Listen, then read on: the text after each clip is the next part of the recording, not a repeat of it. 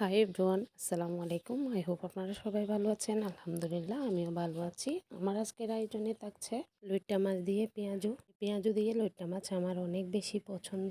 প্রথমে আমি একটা কড়াই বসিয়ে দিয়েছি, সেখানে তেল দিয়ে দিয়েছি বেশি করে, পেঁয়াজ, তারপর রসুন দিয়ে দিয়েছি কুচি, দেন আদা বাটা, সরিষা বাটা, নারকেল বাটা থেকে 1 চামচ দিয়ে দিয়েছি, লাল মরিচ, হলুদ, ধনিয়া সব দিয়ে ভালো করে কষিয়ে নিয়েছি। তারপর পেঁয়াজগুলা দিয়ে ভালো করে কষিয়ে নিচ্ছি। যতটুকু পরিমাণ ঝোল দিব তাও দিয়ে দিয়েছি। কিছুক্ষণ জাল করে নিয়ে লইট্টা মাছগুলা দিয়ে দিয়েছি। লইট্টা মাছ আগে না দেওয়ার একমাত্র রিজন হচ্ছে ভেঙে যাওয়ার চান্স থাকে। অনেকে বলবে এত পানি কেন দিয়েছি, আসলে পেঁয়াজগুলা পানিগুলা চুপসে নিবে।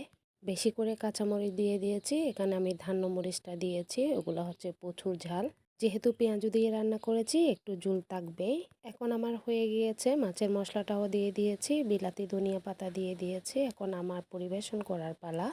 অনেক বেশি মজা হয়েছে। এটাই হচ্ছে আমার রান্নার ফাইনাল লুক। এভাবে কারা কারা রান্না করেন এবং কে কে খান অবশ্যই জানাবেন।